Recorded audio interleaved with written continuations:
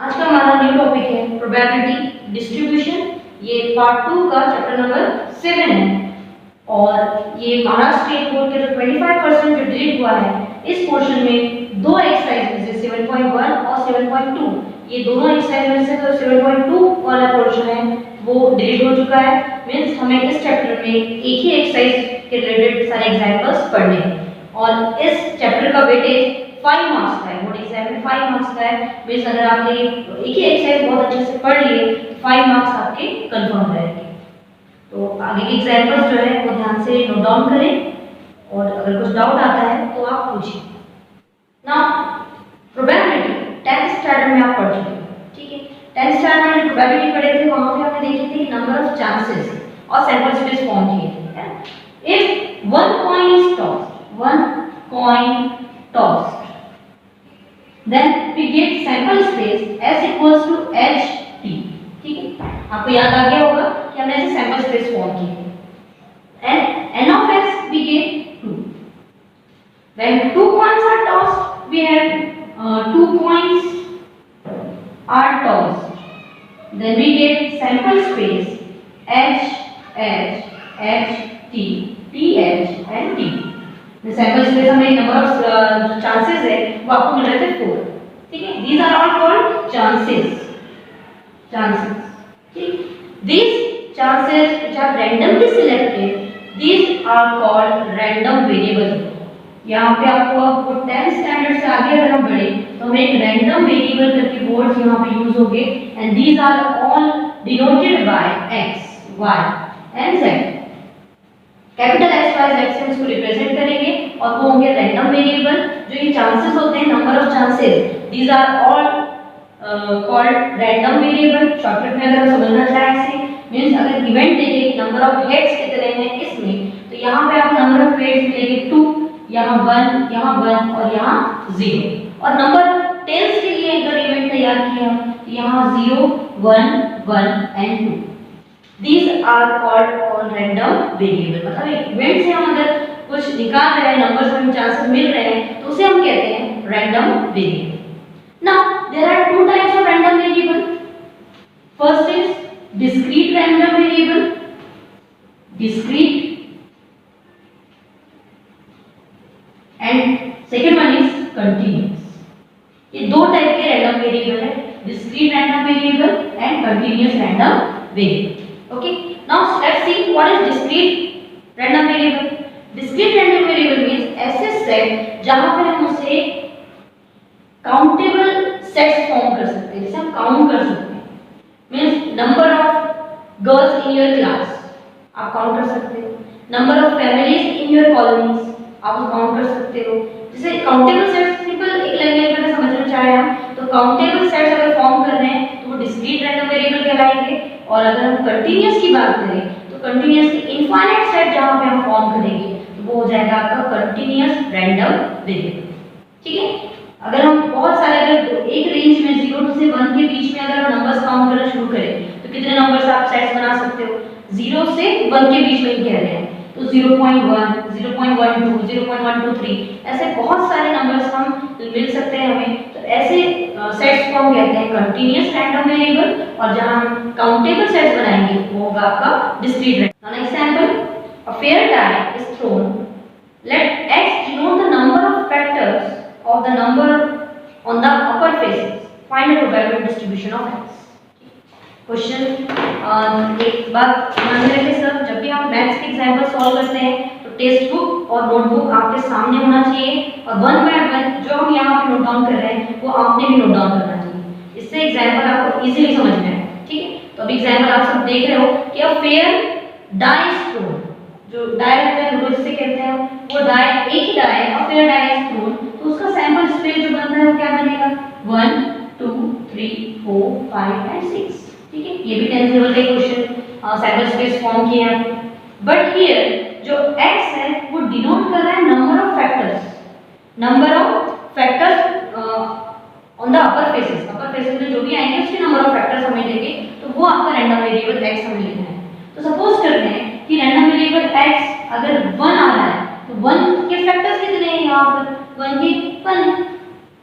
अगर अपर फेसेस पे 2 आ रहा है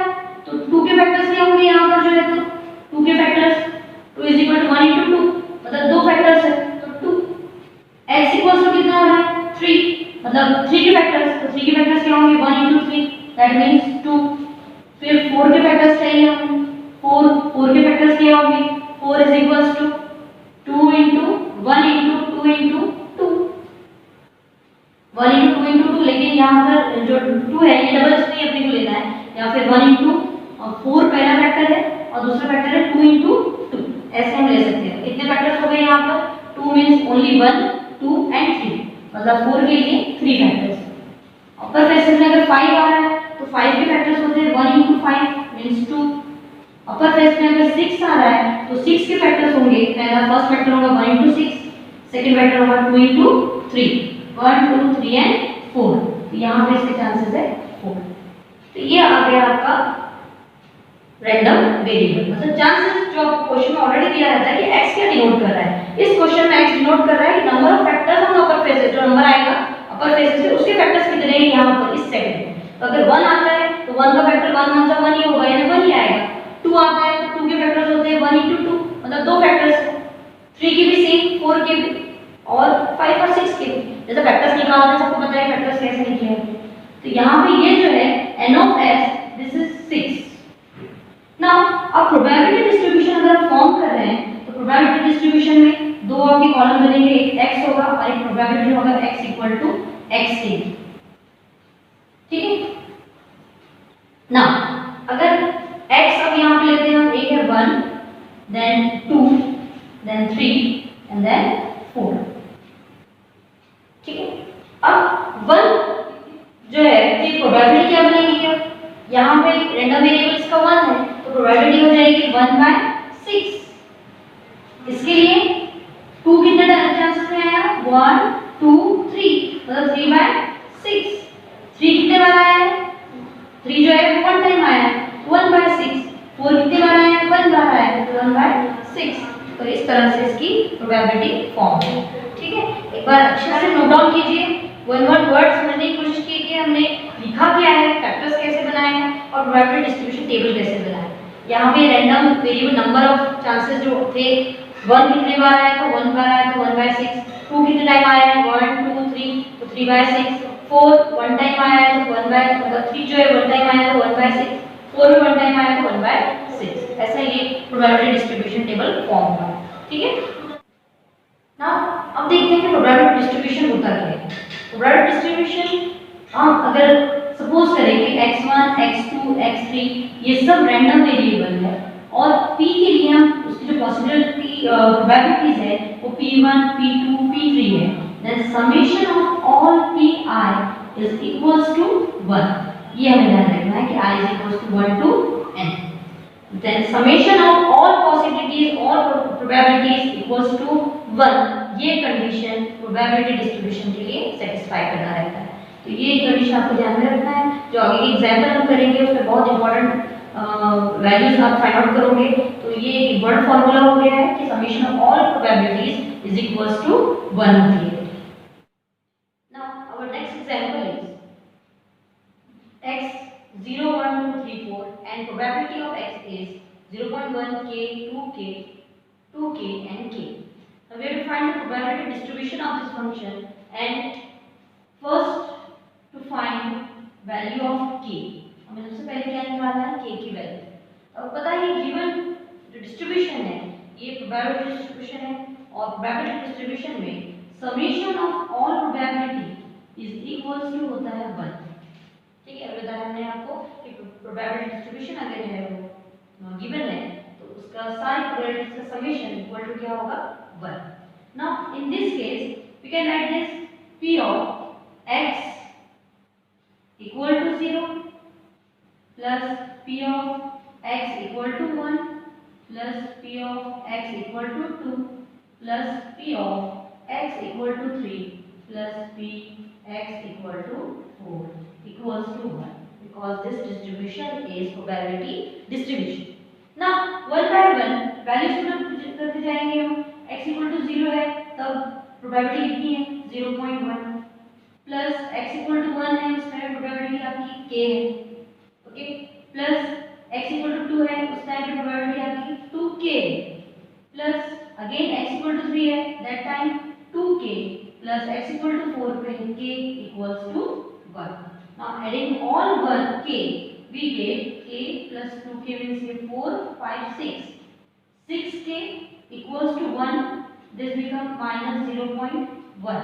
प्लस 0.1 जो है उस साइड है तो क्या हो गया 0.9 equals 0.1 equals 0.9 and this 6k k equal to 0.9 upon 6 dividing this we get 0.15 means k की वैल्यू आपको मिल जाएगी 0.15 ये आपका फर्स्ट क्वेश्चन है ठीक है मतलब प्रोबेबिलिटी डिस्ट्रीब्यूशन टेबल आपको ऑलरेडी गिवन है और ये टेबल के अकॉर्डिंग हमें k की वैल्यू फाइंड आउट करनी है प्रोबेबिलिटी डिस्ट्रीब्यूशन जो होगा वो summation of all probabilities equals to 1 now सारी वैल्यूज हमने पुट अप किए और k की वैल्यू फाइंड आउट कर उसी क्वेश्चन में कंटिन्यू में हमें फाइंड आउट करना है probability of x less then 2 probability distribution of x less then 2 तो x लेस देन 2 में कौन सा नंबर आ रहा है 1 और 0 मतलब 2 से कम less than numbers then p of x equal to 0 plus p of x equal to 1 ये हमें फाइंड आउट करना है ठीक है now putting values in this we get x equal to 0 में आ गया आपका 0.1 plus p of x equal to 1 equals to कितना है k नाउ k की वैल्यू अभी फाइंड आउट की हमने that is 0.15 this become 0. Add करोगे तो मिलेगा 25 ठीक है तो ये आपकी वैल्यू हो गई इसकी ऐसे अब हमें p of x greater than equal to 3 find out करना है और नोट डाउन करते चले जाए वीडियो पॉज करना है और आंसर्स नोट डाउन करना है now we have to find probability distribution of x greater than equal to 3 तो greater than or equal to 3 में वी हैव 3 equal to भी है और से ग्रेटर भी है तो ग्रेटर से नंबर से ओनली 4 है यहां पर मींस x equal to 3 भी आएगा इसमें plus p of x equal to 4 ये दोनों नंबर्स का अगर हम ऐड करें तो x equal to 3 कितना है 2k plus x equal to 4 equal to k now become 3k को अगर हम मल्टीप्लाई की वैल्यू पुट अप करते हैं 0.15 now this become 0.45 means one time अगर हमने फर्स्ट k की वैल्यू फाइंड आउट कर दी है तो जिस टर्म की हमें रेंज दी रहती है उस रेंज के अकॉर्डिंग हमें प्रोबेबिलिटी डिस्ट्रीब्यूशन ले सपोज करना है उनकी वैल्यूज पुट अप करनी है और आंसर लेके आना है ओके उसी क्वेश्चन में लास्ट क्वेश्चन है कि probability distribution between 1 and 4 1 less than equal to x less than equal to 4 1 equal to की भी रेंज है मींस यहां पे x इक्वल टू 1 भी आएगा फिर 4 और 1 के बीच के सारे नंबर्स भी यहां पे अवेलेबल है तो पूरे आपको लिखने हैं 2 then p of x equal to 3 because less than 4 कहा गया है 4 नहीं कहा गया इक्वल टू 4 नहीं है less than 4 is 3 equal to और ग्रेटर देन 1 मींस 1 भी हमने यहां इंक्लूड की अब 1 बाय 1 x इक्वल टू 1 की वैल्यू पुट करेंगे तो आएगा k plus x equal to 2 की पुट करोगे तो 2k 3k मतलब 3 की वैल्यू पुट करोगे तो 2k we get this 4 and this 5k और value of k already known है 0.15 मल्टीप्लाइंग दिस we get 0.75 तो इस तरह से प्रोबेबिलिटी डिस्ट्रीब्यूशंस की हमने यहाँ पे जो रेंज गिवन थी फाइंड करना था हमें क्वेश्चंस वो हमने फाइंड आउट करे वन बाय वन सारे क्वेश्चंस आपको नोट डाउन करना है और हर स्टेप आपको चेक करनी है और जहाँ पे डाउट आता है तो डाउट सेशंस में आपको इसके रिलेटेड क्वेश्चंस जो है वो